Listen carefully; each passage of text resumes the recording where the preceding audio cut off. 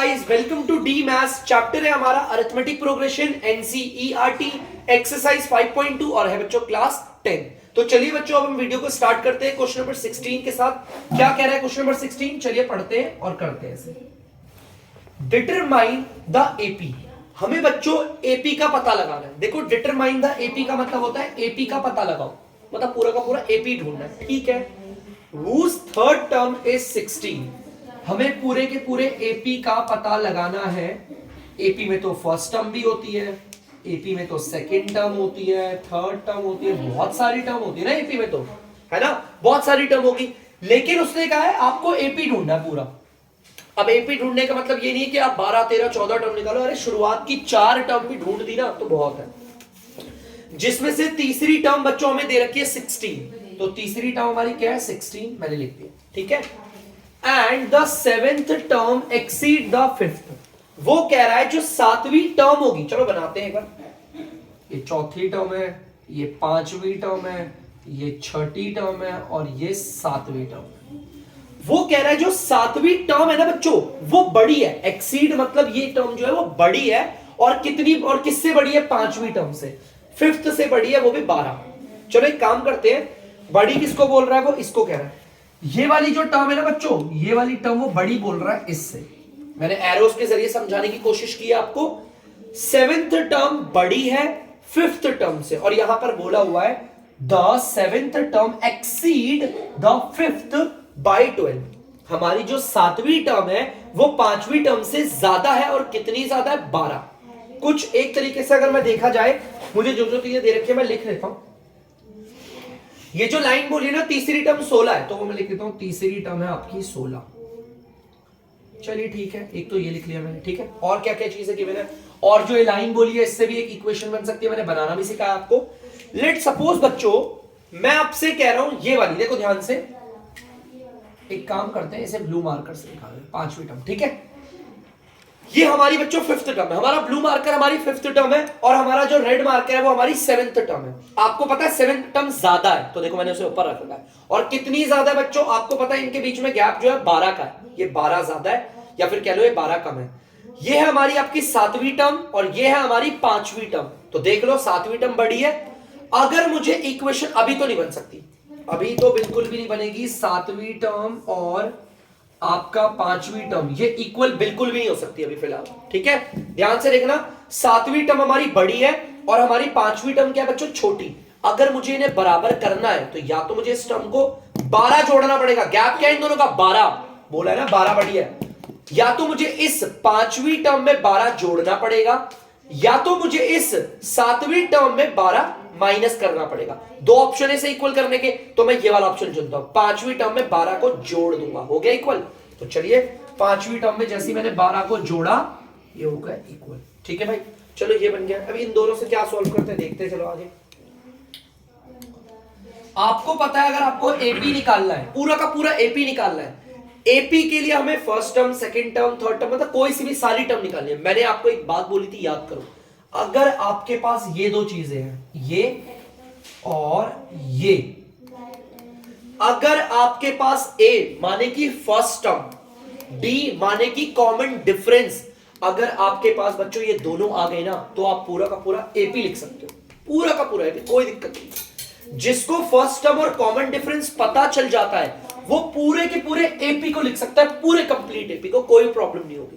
मतलब कि अगर मुझे एपी तैयार करना है तो मुझे ये ए माने की फर्स्ट टर्म और ये डी माने की कॉमन डिफरेंस ये ढूंढना है। और ढूंढे कैसे? क्वेश्चन में हमें यही दो पॉइंट्स दे रखे हैं ना, तीसरी टर्म हमारी 16 और सातवीं टर्म पांचवी टर्म से 12 ज्यादा है, ऐसे ही बोला हुआ है ना।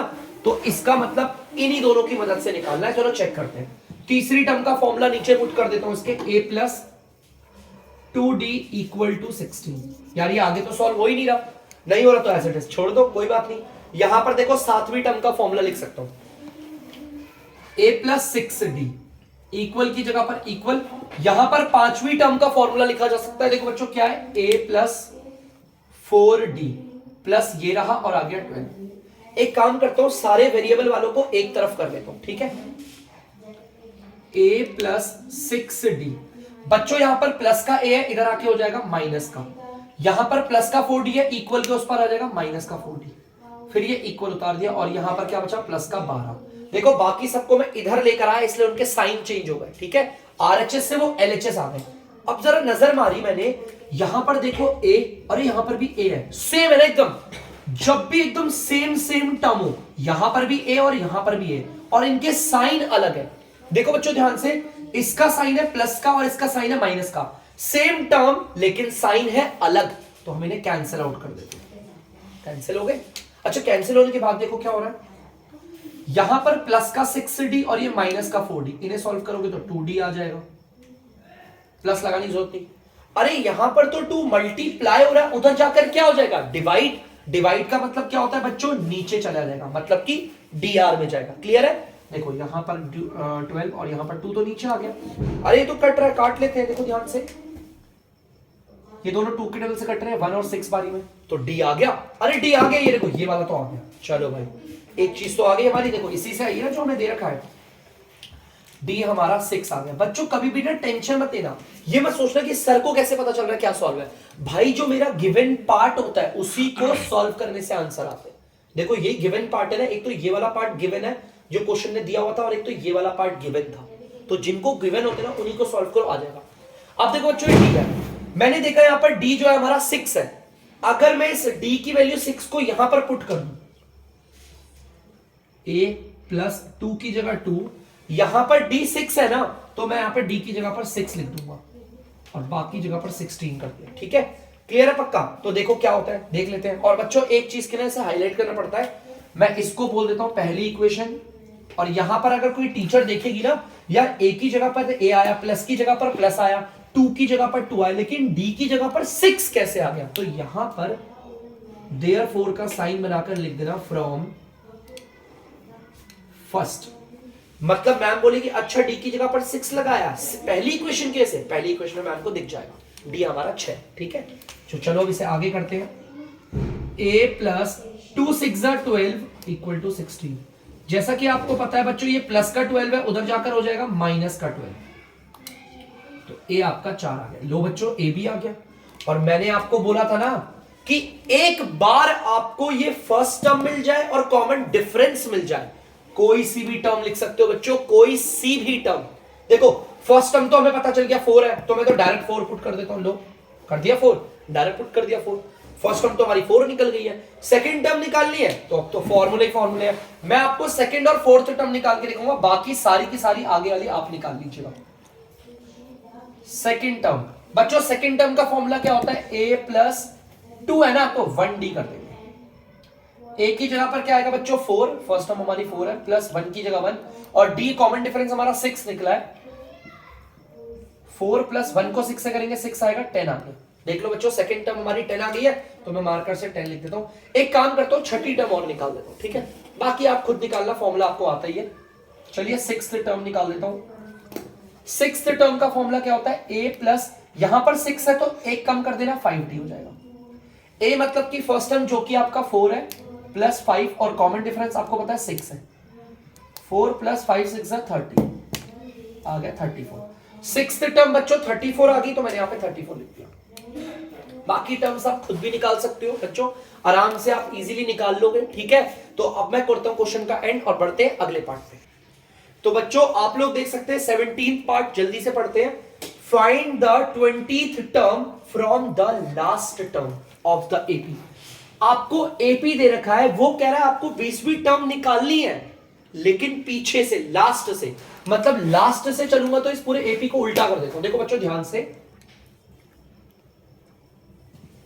इस एपी को उल्टा क्या ऐसे रखता हूं, लो एपी को उल्टा, या तो उल्टा कर दो या तो फिर ऐसे ही लिखो 3 8 13 कॉमा डॉट डॉट डॉट, और ये आ गया 253।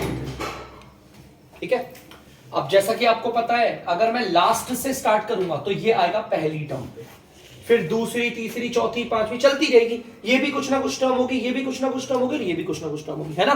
हमें नहीं जानना कितनी टर्म है, लेकिन वो कह रहा है कि आपको 20th टर्म। हर बार क्या होता था, मैं यहां से स्टार्ट करता था, first term, second term, third term, dot dot ऐसे चलता रहता था।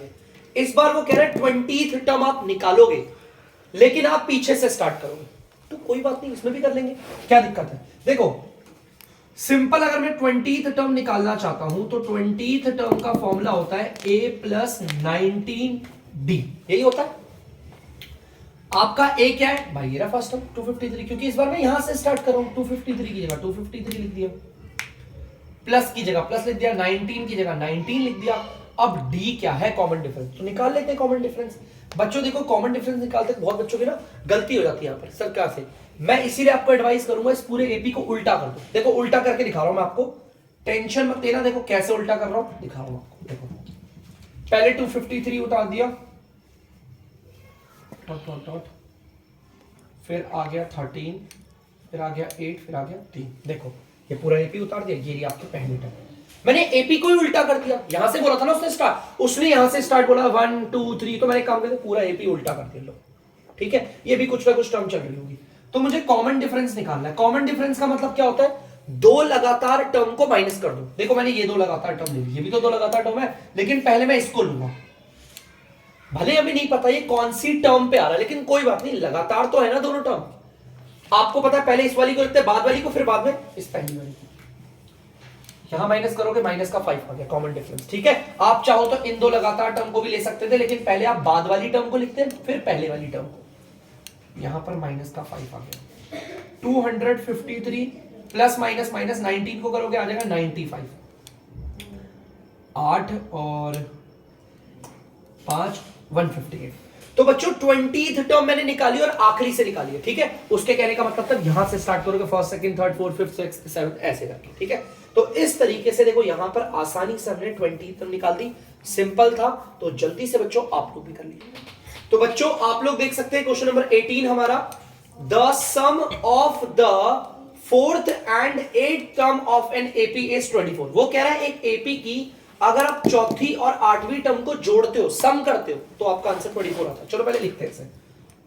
वो कह रहा है एपी की चौथी टर्म और आठवीं टर्म, इनका अगर आप सम करते हो, मतलब इन्हें जोड़ोगे, फोर्थ टर्म को और एट्थ टर्म को, तो बच्चों आंसर आएगा 24। ये मैं वो चीजें लिख रहा हूं जो मुझे गिवन है, क्योंकि गिवन ही हमारा सॉल्यूशन को आगे बढ़ाता है। ठीक है, अब आगे देखेगा, and the sum of sixth and 10th, अगर मैं छठी और 10वीं टर्म का सम करता हूं तो आएगा 44। चलो इसे भी लिख लेते हैं। छठी, सिक्स्थ टर्म और 10th टर्म को अगर मैं इनका सम करूंगा तो आंसर कितना आ जाएगा 44। तो मैंने ये भी लिख दिया। ठीक है, find the first 3 term of the AP.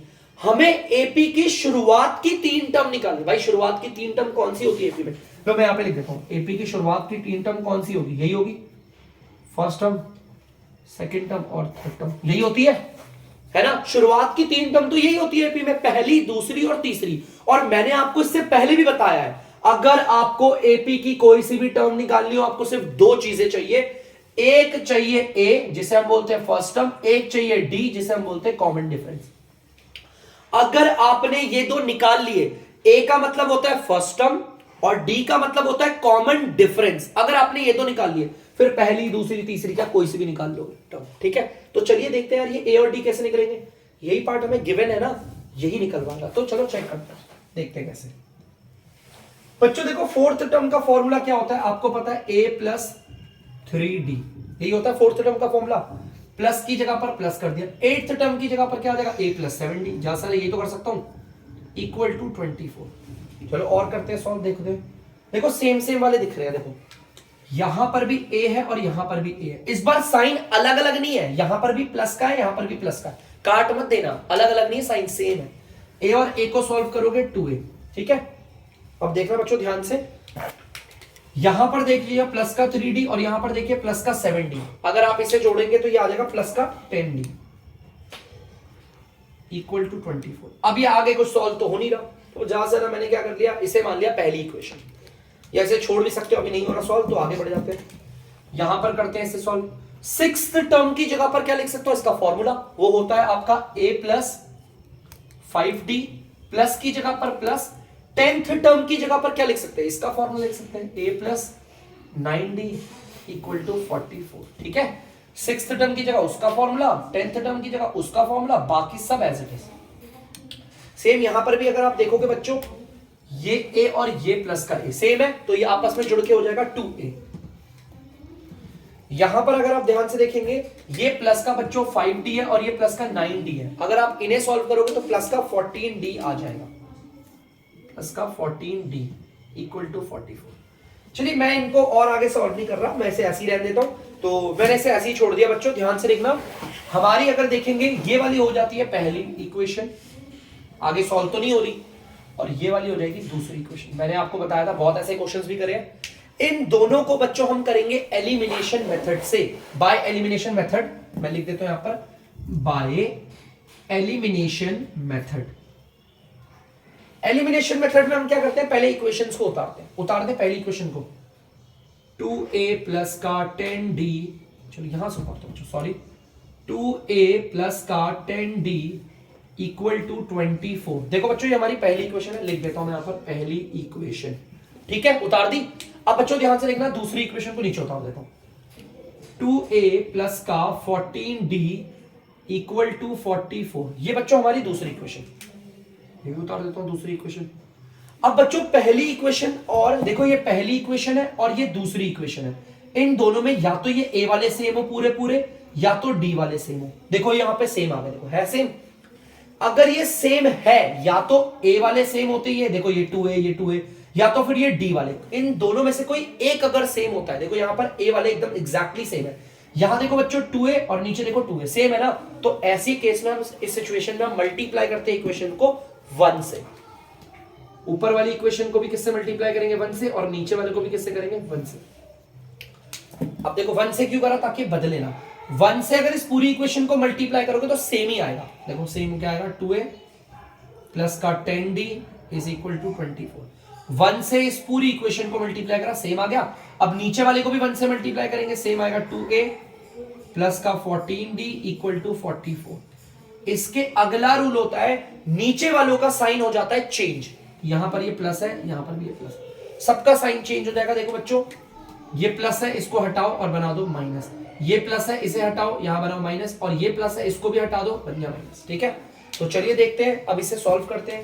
ऊपर 2a प्लस का, नीचे 2a माइनस का, देखो सेम सेम टर्म है 2a लेकिन साइन अलग है, इसका प्लस इसका माइनस, कैंसिल। ठीक है, आगे देखते हैं बच्चों।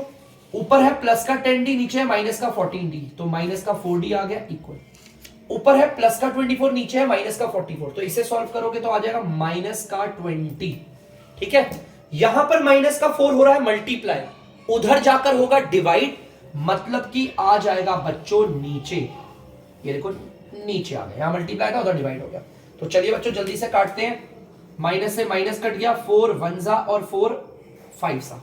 तो आपको पता है नीचे 1 की कोई वैल्यू नहीं होती, d आपका 5 आ गया, तो यहां पर d आ गया आपका 5।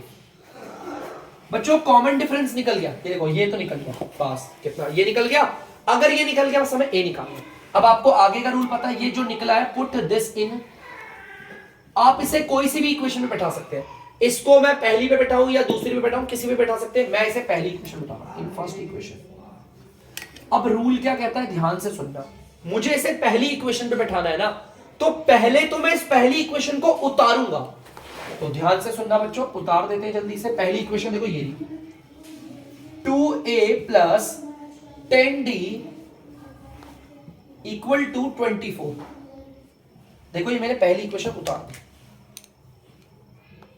ठीक है, देखो मैंने बोला है ना इसको पुट करना है हमें पहली इक्वेशन पे, तो पहले तो पहली इक्वेशन उतार दी। अब पुट करने का मतलब क्या है, जहां पर भी d दिखेगा वहां पर क्या बैठा दूंगा 5। तो चलिए करते हैं, 2a प्लस 10 और d की जगह पर क्या बैठा दूंगा 5 इक्वल टू 24। ठीक है भाई, करते हैं। आपको 2a प्लस ब्रैकेट के बाहर वाला अंदर वाले से मल्टीप्लाई 50 24, ये प्लस का 50 है, उधर जाकर हो जाएगा माइनस का 50, तो ये आ गया माइनस का 26 और 2a। 2 इधर मल्टीप्लाई हो रहा है बच्चों, उधर जाकर हो जाएगा डिवाइड, मतलब कि आ जाएगा नीचे, नीचे आ जाएगा। तो इसे काट लेते हैं बच्चों, ये भी और ये भी 1 बारी में, और ये 13 बारी में, तो a आ गया आपका माइनस का 13, मतलब कि फर्स्ट टर्म भी आ गई। देखो बच्चों फर्स्ट टर्म भी आ गई। और मैंने आपको बताया ना, अगर आपकी फर्स्ट टर्म और कॉमन डिफरेंस पता है फिर तो कोई सी भी टर्म निकल जाएगी। देखो फर्स्ट टर्म कितनी है, -13 है ना, तो पहले तो यहां पर देखो ध्यान से बच्चों, पहले तो मैं वहां -13 लिखता हूं, लो लगा दिया -13। अब हमें सेकंड टर्म निकालनी है यार, बड़ा सिंपल है। अब तो बहुत सिंपल है, देखो सेकेंड टर्म का फॉर्मूला a प्लस 1d, और हमें कौन सी टर्म निकालनी है, तीसरी टर्म निकालनी है, तो तीसरी टर्म का formula a plus 2d। Simple है, सेकेंड टर्म का फॉर्मूला a प्लस 1d और थर्ड टर्म का formula a plus 2d। Values ये रही बच्चों, मैं आपके सामने सिर्फ थर्ड टर्म निकालूंगा, बाकी सेकेंड टर्म आप खुद निकालेंगे। a का मतलब है फर्स्ट टर्म जो कि है -30, मैं यहां पर बिठा देता हूं -30 प्लस 2, और d की जगह पर बच्चों आप देख सकते हैं 5 है, तो 5 बिठा देंगे। -13 प्लस 2 5 10, आ गया आपका -3। तो बच्चों आप लोग देख सकते हैं तीसरी टर्म आपकी क्या आई है, यहां पर देखिए बच्चों तीसरी टर्म -3 आई है, तो -3। अब दूसरी टर्म मैं आप लोगों के लिए छोड़ता हूं, फॉर्मूला लगाकर आपको निकालनी है। याद रखना, फिर दोबारा रिपीट करता हूं, अगर आपको एपी में कोई सी भी टर्म निकालनी है तो इन दोनों का पता होना काफी ज्यादा जरूरी है। ए का मतलब है फर्स्ट टर्म और डी का मतलब है कॉमन डिफरेंस। अगर आपके पास ये दो चीजें है ना, फर्स्ट टर्म और कॉमन डिफरेंस, आप पूरा एपी तैयार कर सकते हो, इतनी पावर होती है इसमें। जल्दी से उतार लीजिए। तो बच्चों आप लोग देख सकते हैं क्वेश्चन नंबर 19। तो क्वेश्चन नंबर 19 पढ़ते हैं सुब्बा राव के बारे में। अच्छा ये बच्चों, Subba Rao started work in 1995 at an annual salary of ₹5,000। मतलब कि सुब्बा राव नाम का एक बंदा है जिसने 1995 से काम करना शुरू किया और उसकी एनुअल सैलरी 5,000 रुपए थी, मतलब पूरे साल की। चलो ठीक है। एंड रिसीव एन इंक्रीमेंट, और उसको ना इंक्रीमेंट मिलता था। इंक्रीमेंट का मतलब होता है सैलरी जो बढ़ती है, ऑफ ₹2,000 ईच ईयर। मतलब कि हर अगले साल, जैसे 1995 में जब उसने काम स्टार्ट किया तो उसके पैसे, उसकी सैलरी थी एनुअल पूरे साल की ₹5,000। फिर अगले साल 1996 में उसकी सैलरी 200 रुपए बढ़ गई, फिर उसके अगले साल 1997 में फिर 200 रुपए बढ़ गई। In which year did his income reach ₹7,000। बच्चों देखो एपी का इस्तेमाल कैसे करना है, ध्यान से देखो। हम एपी लिखते हैं, फर्स्ट टर्म से स्टार्ट करते हैं ना। मैं आपको एपी में लिखवा रहा हूं यहां पे 1995 टर्म, ठीक है, सिंपल सा ऐसे लिख दिया। या फिर ऐसे नहीं भी अगर लिखना चाहते तो पहली टर्म लिख देते, जब उसने काम को पहली बार स्टार्ट किया था, ठीक है। आप यहां पे ध्यान रखना, जब उसने काम को पहली बार स्टार्ट किया, जब उसका वर्किंग का फर्स्ट ईयर था, उसकी सैलरी कितनी थी, एक साल की 5,000 रुपए, ठीक है। फिर जब काम को करते करते 2 साल हो गए तो उसकी सैलरी कितनी हुई, हर साल 200 रुपए बढ़ रही है ना। पहले जब फर्स्ट ईयर में उसने काम शुरू किया उसकी सैलरी 5,000 थी पूरे साल का। फिर जब वो दूसरे साल पे काम पे आया, जब वो दूसरा साल लगा 1996 लगा, तब उसकी सैलरी 200 रुपए बढ़ गई, तो हो गया 5,200। उसी तरह तीसरा साल आया, फिर उसकी सैलरी में 200 इंक्रीमेंट हो गया, 5,400। फिर उसी तरह चौथा साल आया, ऐसे करते करते करते आपको पता है बढ़ती रहेगी, है ना। वो कह रहा है बढ़ते बढ़ते उसकी सैलरी 7,000 रुपए हो गई, 7,000 रुपए उसकी सैलरी होगी। देखो सैलरी बढ़ रही है ना हर साल, बढ़ते बढ़ते 7,000 होगी। वो क्वेश्चन कह रहा है कि 7,000 सैलरी उसकी कौन से साल में होगी, इन विच ईयर। या अभी तो हमें पता ही नहीं है कौन से टर्म पे आ रहा है, तो मैं इसे मान लेता हूं फिलहाल तो nth टर्म। नहीं पता ना कौन सी टर्म पे आ रहा है 7,000, तो एक काम करते हैं, nth टर्म हमें दे रखा है बच्चों, कितना है 7,000।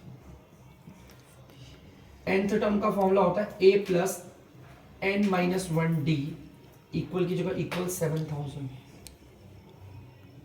a मतलब फर्स्ट टर्म आपकी 5,000 है, प्लस n-1 d आपका कॉमन डिफरेंस है। आपको पता है ना कितने का गैप चल रहा है, 200 का गैप चल रहा है, हर साल 200 रुपए बढ़ रहे हैं ना सैलरी, तो d 200 है, नहीं पता तो निकाल लीजिएगा। 200 रुपए को उठा के इधर ले आए, नॉर्मल है सॉल्यूशन।